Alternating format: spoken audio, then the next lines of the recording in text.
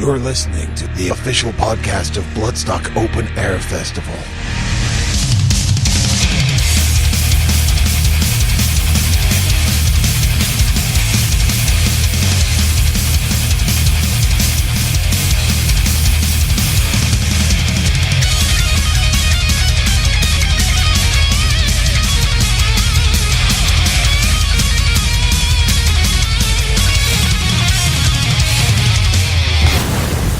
Bloodstock Radio.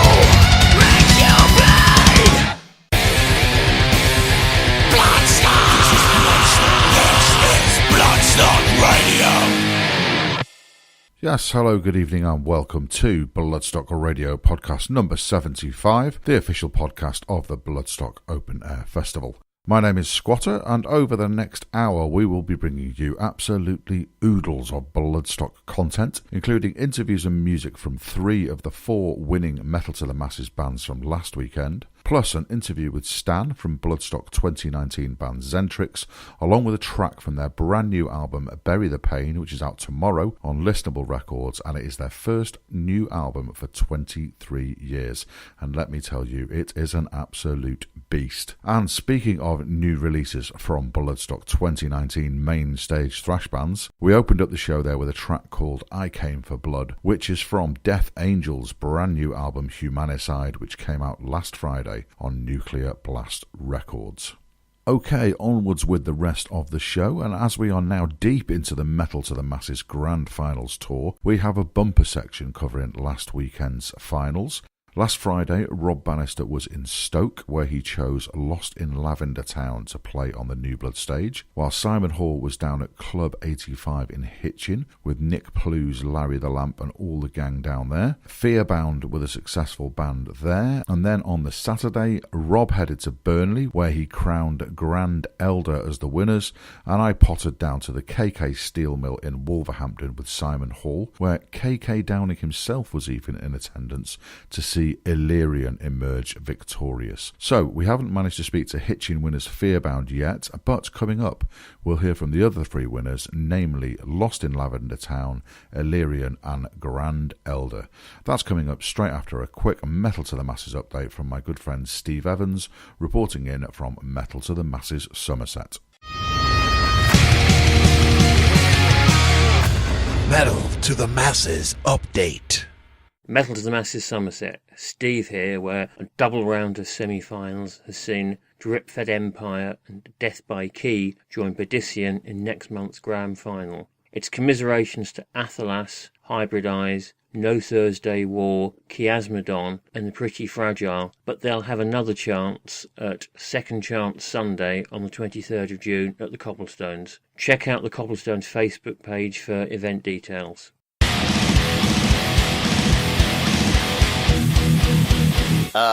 And now on Bloodstock Radio. A Bloodstock Metal to the Masses tour update. Okay, next up on Bloodstock Radio, we are talking to the next of our Metal to the Masses winners, and these guys won last weekend in Stoke. It's Lost in Lavender Town, and we're talking to Chris and Rowan. How are you doing, guys? Hey, all good, thank you. Cool. So, yes, you are going to be playing at Bloodstock Festival. How are those words sounding? Are they starting to sink in a bit yet? I've not quite accepted it as reality yet. My dad's more excited than me at the minute because he can't wait to see Queensryche. Oh, right, so he's not bothered about seeing you guys, he just wants to see Queensryche. It's a good excuse, I suppose. Okay, so so you guys won up in Stoke. So how was that process, and why have you taken part in the Metal to Masses before, and why did you take part in it? We've not taken part in it before. It's kind of a freak opportunity, but the bands there were really good. I definitely thought some of the others had it in the bag.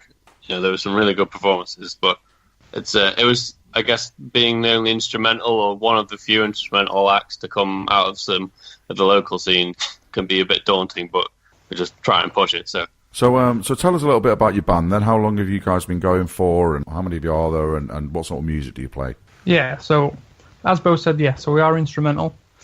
And I think we are currently the only instrumental band to have ever got through or something like that. So that's a pretty good feeling.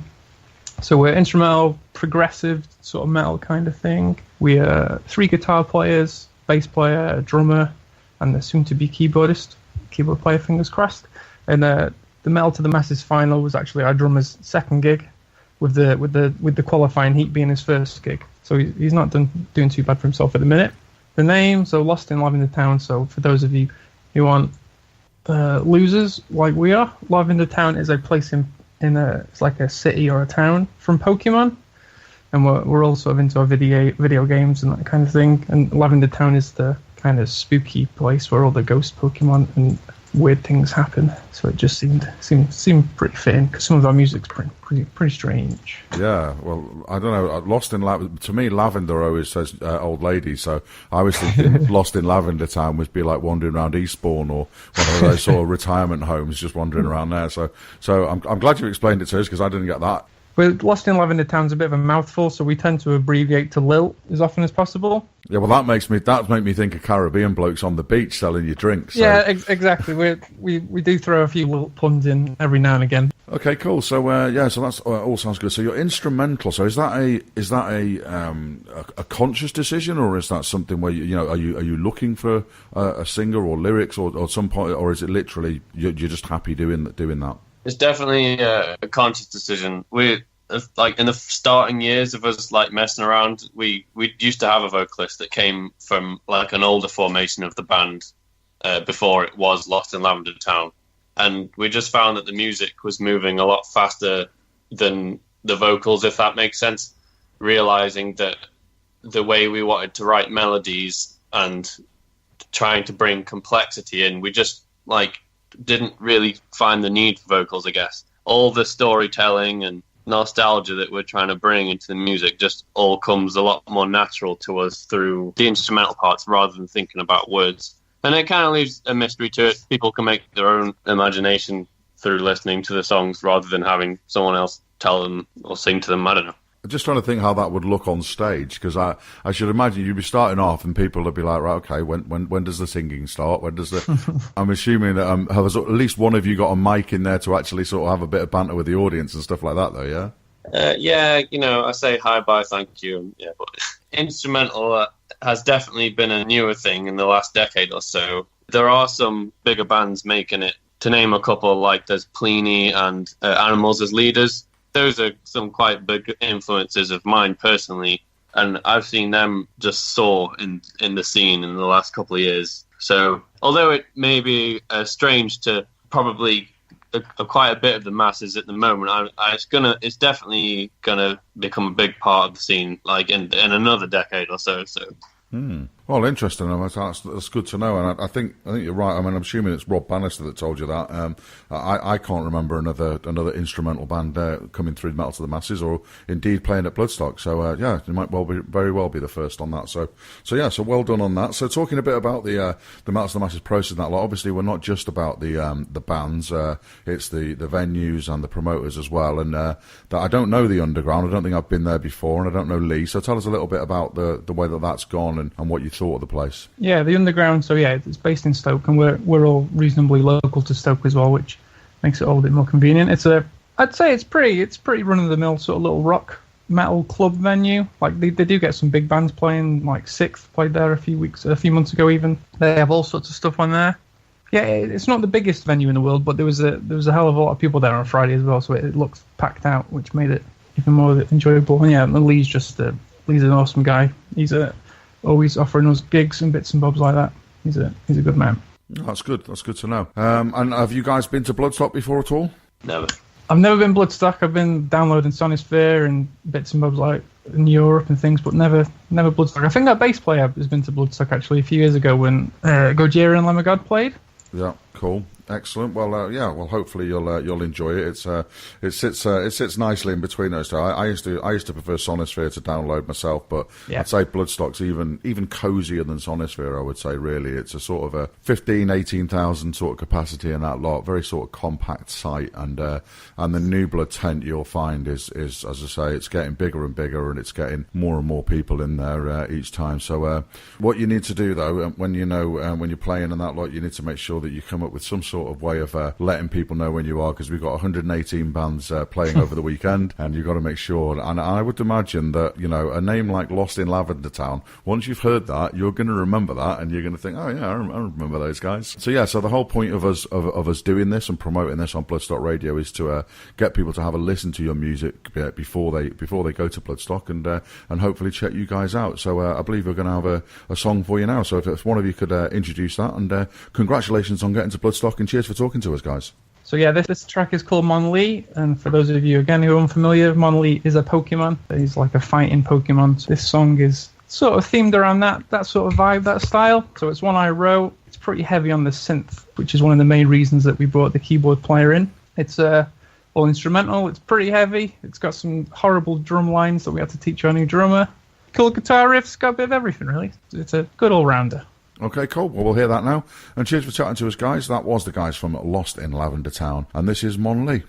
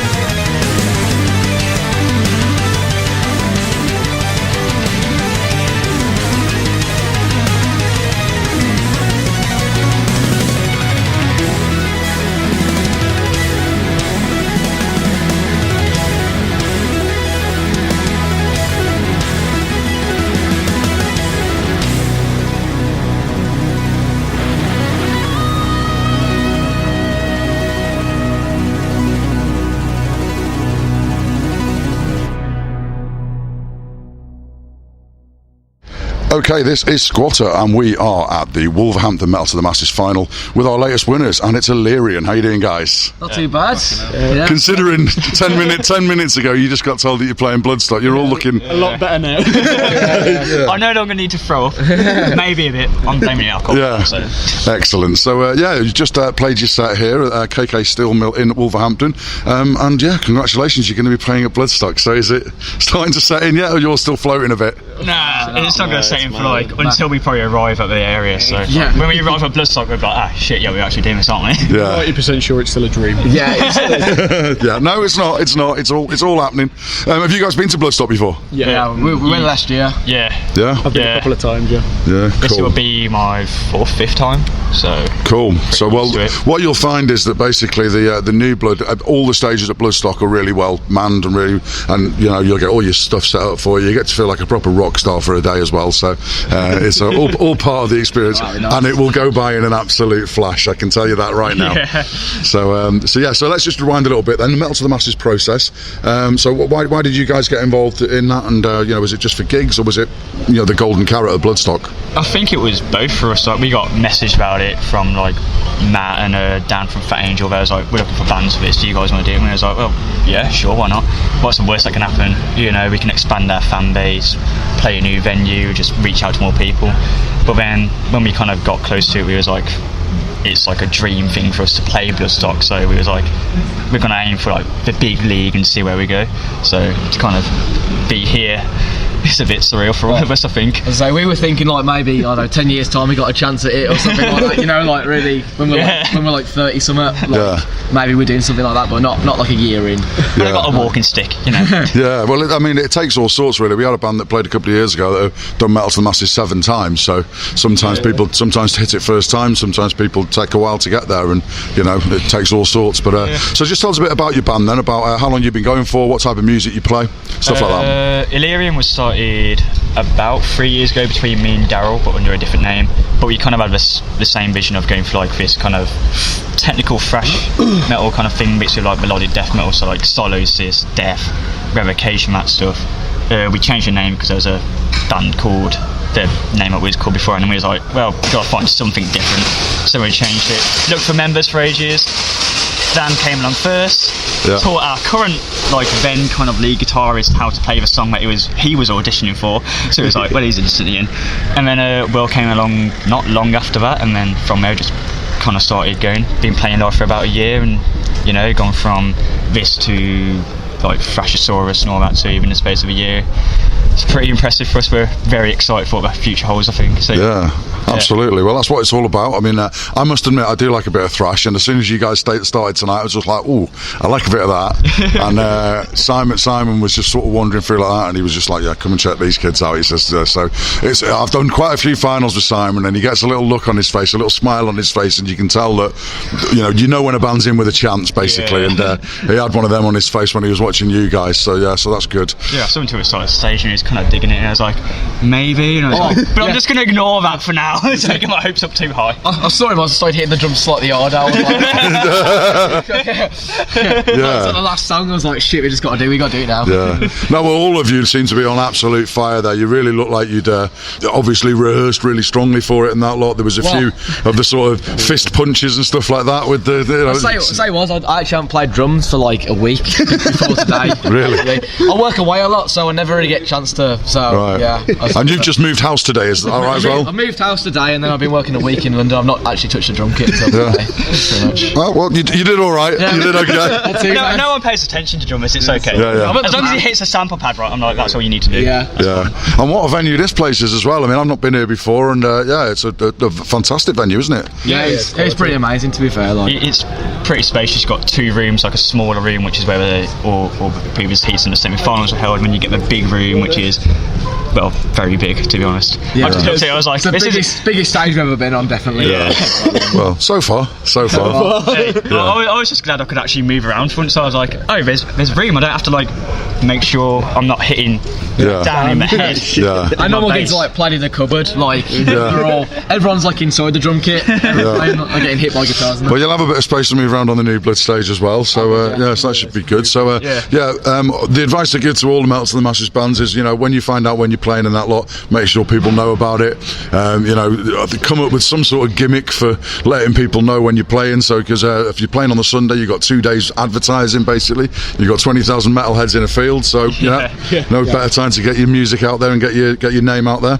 Do you guys like nudes? Because we can send that would be a new twist. It has to be said. I don't think anyone's gone for that before. Twist. Yeah, nude twist. Very good. One of us has got the band logo tattooed somewhere, but we can't tell you what. Right, okay. Well, there you go then.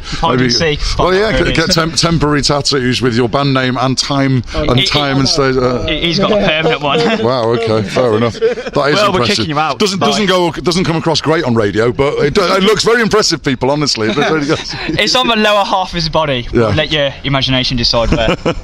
Yeah, and of course Matt's also put on a great a prize package there. I know you guys just got rattled through the whole lot of it, but you've got PR representation at the weekend there, and you've got all sorts of bundles. You've got free tea at Motley Brew if you want it all weekend, and you've got Cloven Hoof and rum packages and all sorts. So the Metals to the Masses over the last years has really sort of got that sort of thing going with sponsors and on board and that lot. So I think you're going to enjoy yourselves, guys. Yeah. I hope so. And if you don't, then we should probably stop doing this. I don't think that's going to happen anytime soon. No, you'll be absolutely great. So congratulations, and we'll see you at Bloodstock. So we also do Bloodstock TV interviews as well. So we'll maybe try and grab you for one of them as well over the weekend as well. As I say, you get a day in the press tent and that lot. So make sure you get the guys at Fire Angel will sort you out with all that. They'll get you booked in with all the interviews and stuff like that. So cool.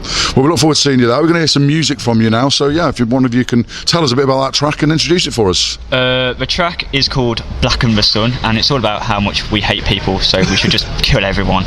That's about it. It's really fast, so if you like thrash, you'll enjoy it. If not, then sucks to be you. Yeah, well, I do, and I will. I just heard it played tonight, so I'm going to enjoy it now as well. Okay, well done, guys. Thank you. Okay, that's Illyrian, the Wolverhampton Metal to the Masses winners, and this is Blacken the Sun.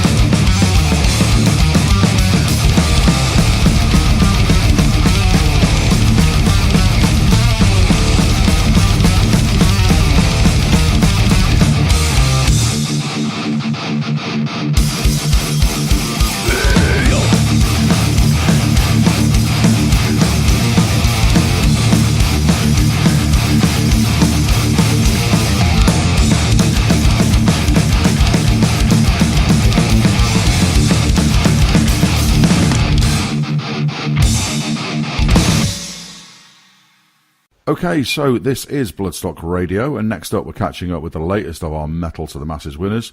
Up there in Burnley, it was Grand Elder. How are we doing, guys? Good, thank you, mate. Congratulations, you're going to be playing at Bloodstock. Oh, thank you so much, man. Yeah, can't wait. Has it sunk in yet, or are you still just a little bit dazed? Or not just yet. It's been a heavy weekend, so I think it's just we're still sort of processing that. Good, yeah, I think we're quite excited straight after coming off stage, and then there's a few family members in there, and then I think that just extended a bit longer than it should have. Yeah, we've been drinking for a fair bit after getting the festival, because obviously it's kind of exciting. Yeah, but it's quite a milestone for us. Yeah, good to hear it. So so talk to us a little bit about the band. Tell us what type of music you play, and how many of you are there, how long you've been going for, and just stuff like that. Well, there's 5 of us. Me, myself, and the other guitarist have been playing together since we were about 16. We learned together, didn't we?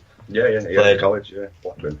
Played without a band. Played our first gig, just me and him, which was tragic, I suppose.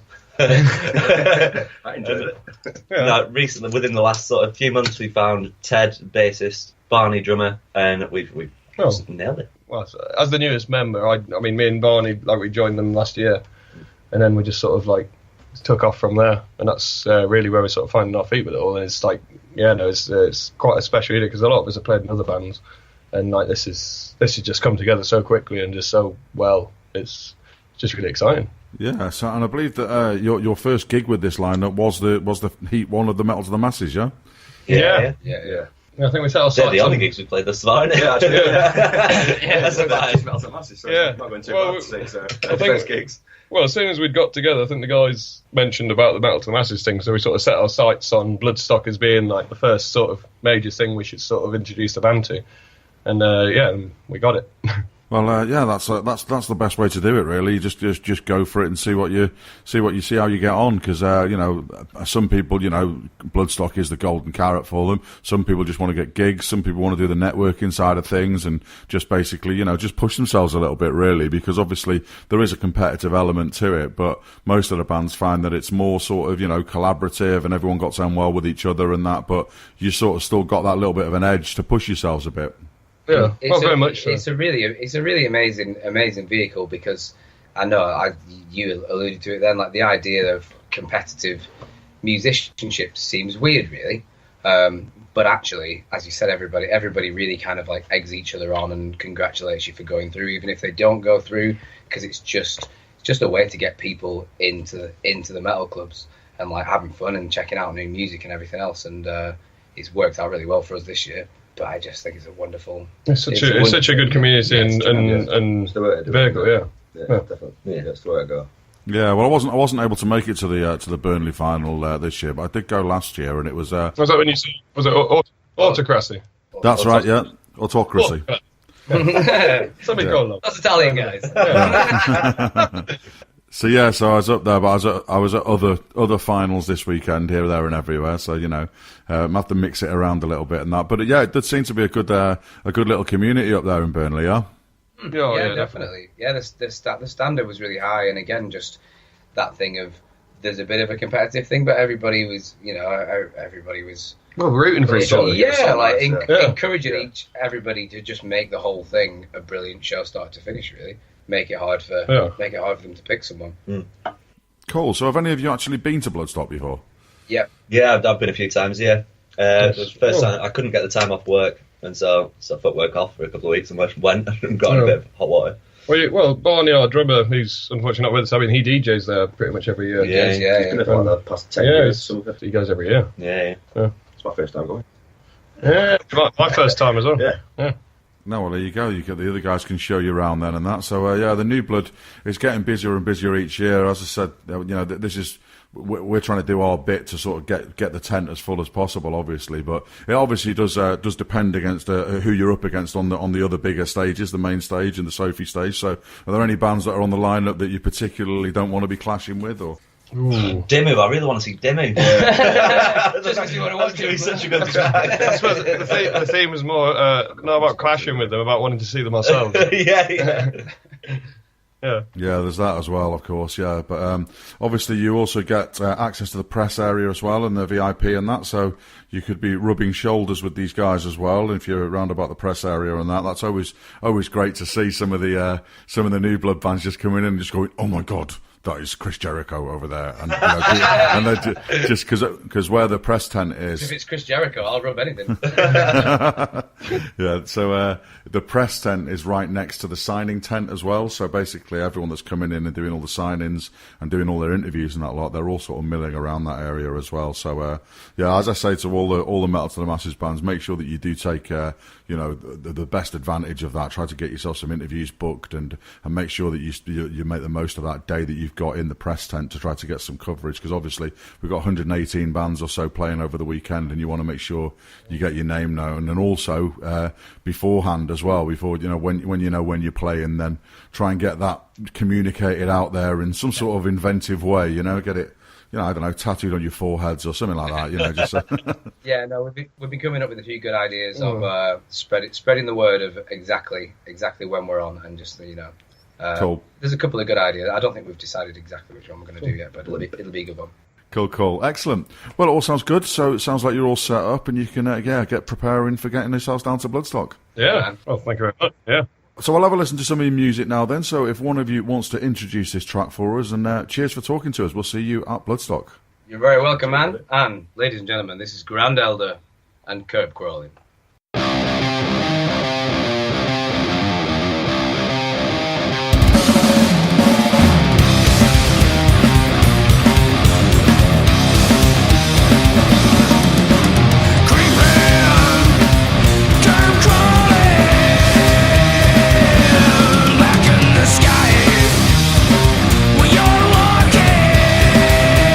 Thousands of bees fighting back in my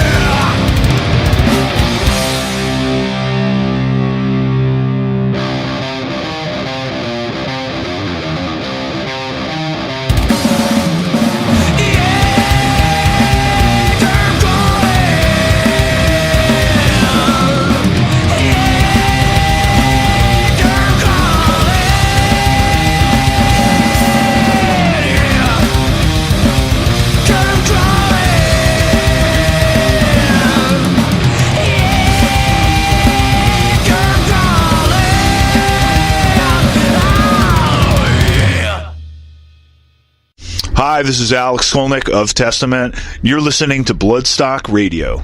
So, congratulations to all 4 Metal to the Masses winners from last weekend, 3 of whom we've just heard from there. And I think that demonstrates perfectly, yet again, what a wide range of genres we will have performing on the New Blood stage this year. Definitely something for everyone on that stage. So that means that we are somehow already 13 finals down with 18 left to go, and the next 3 of those take place this weekend. So tomorrow night, that's Friday the 7th, Simon Hall will be down at the fantastic Anvil in Bournemouth with the equally fantastic Ryan, or Bear as he's known in those parts, and they have a very special guest headliner for their final, as not only are Divine Chaos playing, but it will also be the farewell show for their amazing frontman Ben Friston, who will be performing alongside his successor Jut. And I saw him performing with DC just a few weeks ago at the Leicester final, and they were awesome then, but with Benny on board as well and playing his final show, that will be something to behold, I'm sure. So while that's going on down there in Bournemouth, I'm planning to meet up with Rob Bannister in Wrexham for the North Wales final, and again they've got a great lineup there with guests such as Left for Red and last year's winners Cadence Noir. Then on Saturday, Rob will be heading from North Wales to South Wales for their final at Fuel Rock Club on Saturday night. I'm possibly going to be joining him for that, as I'm definitely heading down to that neck of the woods on Sunday, as our friends in Alien Weaponry are back in the country next week. I'm going to be seeing them in Cardiff on Monday and Bristol on Tuesday, along with my friends in Mortishead. And then on Wednesday, they are off to Dublin to play alongside Dead Label. Then it's Glasgow on Thursday, followed by their main stage download slot on Friday. Then they're at the Camden Underworld on Saturday, and then they're gone again, so try to catch them if you can. One of my favourite bands around at the moment, which very neatly leads me onto my absolute favourite band, Zentrix. As I mentioned at the top of the show, their first album for 23 years, Bury the Pain, is finally out tomorrow. So I spoke to Stan the other day about it all and about their upcoming main stage appearance at Bloodstock 2019. So that's Zentrix coming up next on Bloodstock Radio.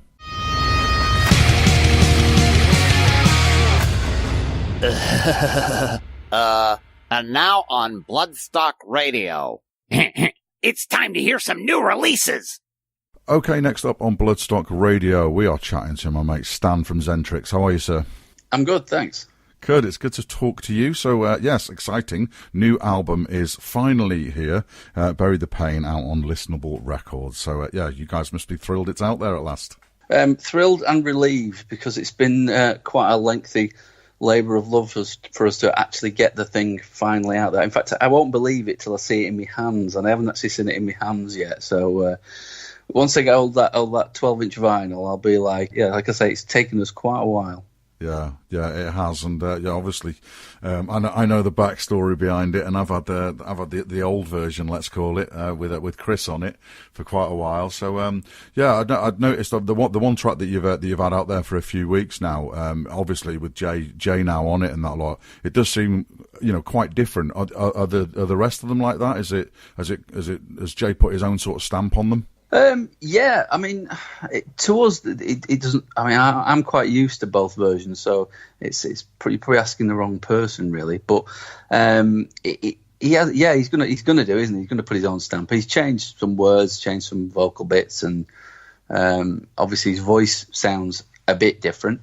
So it is different, but essentially it's the same. To us, it's the same record that we wrote 4 years ago when we recorded it with Chris, so we're all quite excited that eventually, finally, we've managed to get it out there. So we'll just waiting for other people to hear it now. I absolutely can't wait. You know what I'm like about you guys anyway. So we've got a bit of a switch around of tracks as well, because there's a new track on there that I haven't heard yet as well. So I'm looking forward to hearing that. So that should be good. So Listenable Records you've gone with to put it out there. Was that an arduous process trying to find someone to get it out there and that? Because it's obviously been a while since you guys have put records out, and I suppose your old address book is probably out of date by quite a while. So how did that process go? Well, you're right about our address book being out of date, yeah. Although we're still in contact with the guy that signed us back in '89, Mark Palmer from Roadrunner. He now works at Nuclear Blast, and his he's a mate of the guy from Listenable, and the guy from Listenable is a big Zentrix fan, Laurent, and he came to see us when we played at Alcatraz Festival in 2014, and back then he said, like, you know, when you guys get it together, then, you know, give me a call.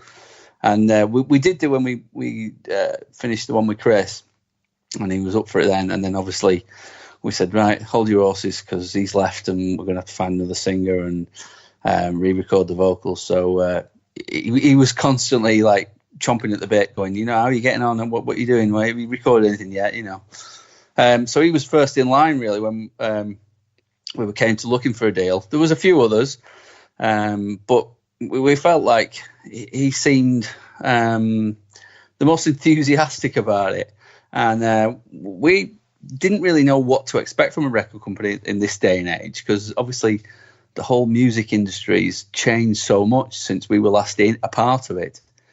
So we thought, well, one of the things, if somebody's really, really enthusiastic, that can't be a bad thing. And I think we've landed on our feet really with him, because so far, you know, things have been moving at quite a pace since we spoke to him. He's on to me all the time, and we're doing press, and you know, they're releasing the stuff. We were quite shocked that they were releasing it on vinyl to start off with, then coloured vinyl, and then of all things, a cassette. Yeah. It's like I can't believe that anybody's got anything to play that on. I actually do own a cassette player in my garage, one of those like a ghetto blaster, but I haven't put anything in it for quite some time. I don't know if it'll just chew it up. Yeah, well, I've bought the vinyl, but I haven't got anything to play it on. It's to go on the wall more than anything. You know, it's just the memento of things as well. But I suppose I could have done that with a cassette, really, couldn't I? So yeah, I haven't got a record player anymore either. I gave mine away to a mate's son. He was like doing DJing, and I had one of those posh Technics SL12 things. I wish I hadn't given it away, because I found out how much they're worth now, and it's like yeah. I'll have to go down to Mr. Pilkington's, because he's got a mate of his, Roger, works in like, you know, the high end sort of hi-fi stuff, and as a housewarming present, he bought him this incredible setup. So I'm 99% sure he will be getting the vinyl, and I'll have a listen to it down there, and I bet it'll sound a bit amazing. So the other thing, obviously, that we've got to talk about as well, being Bloodstock Radio, is that you guys are going to be on the main stage this year at Bloodstock. So how are you feeling about that one? Well, really excited. I mean, obviously, it's like we've made the progression, because I started off when we played in Hellfire in 2005, I think it was. We played on the New Blood, and then we've done the Sophie twice with Zentrix. So to actually get up on the main stage is going to be quite something, really. So yeah, we were thrilled to bits really when Simon offered us the gig, particularly as well right before Death Angel, because they were one of my favourite bands. So to be, you know, warming up the crowd for them is quite an honour really for us. Yeah, I'd say, well, Friday's definitely looking like thrash day on the main stage, isn't it? You got Death Angel and Metal Church and yourselves as well. So yeah, that's a bit of a thrash-tastic lineup. Yeah, Soulfly as well, aren't they? They are on, aren't they? Yeah, that's right. Yeah, absolutely. So yeah, that should be good. And yeah, I was the same. Simon told me, because obviously it was the last main stage slot going. There was only one left. Yeah, we'd announced everything else on there and that. And yeah, he said because you guys played at the Metal to the Masses final in Coventry, didn't you? He said that he'd had a sneaky word there. That's right. Yeah, he just sort of said, you know, do you want a gig? So we were like, what is it? He's like, oh, main stage. We were like, yeah. You know, right now, here and now, yes, thank you very much. Yeah. So yeah, we're really excited to do it, and like I say, to actually get out there on the main stage on the Friday, you know, that's really cool for us. Really, really, and it's all landing great. With, you know, we're gonna have our album's gonna have been out, and you know, we're gonna be able to play some new stuff that. Well, we're gonna play a couple that we've never played before, so that's gonna be quite exciting. Yep. Be exciting for me too, mate. I think I've seen I think it's 3 of them that I think you've played live, isn't it? Yeah. So I've seen all them a few times, and I know all them back to front. So yeah, should be good fun. And obviously we'll try and have a chat with you for Bloodstock TV again as well. Great stuff, yeah, nice one. The artwork on the album is also quite noteworthy as well, because a few people twigged pretty quickly that he's got a very, very familiar looking tie. So you've got that tie in back to the For Whose Advantage album cover there as well. Was that a concept that you worked on with Dan, the artist, or was it something he's come up with himself? Or well, the story with that is I had the idea for the album cover, like, you know, being this guy that was being tormented by these demons that's supposed to be in his head, but you can see them. And I just sort of spoke to him and said, like, you know, what, you come up with this? And he sent me back this rough really quickly, and I was like, that's it, that's exactly it, that's right. And then just after he sent me the rough, he said, I'm going to make the guy from Fru's Advantage, I'm going to do his tie and everything. So it was his idea. And I was like, oh, that's a really good idea. Well done, you know. Really like that. So I think the artworks, we took some time with it as well.